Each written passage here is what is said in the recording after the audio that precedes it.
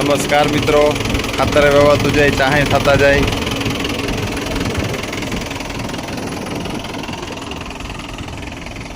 આપણે અહીં ધાણીઓ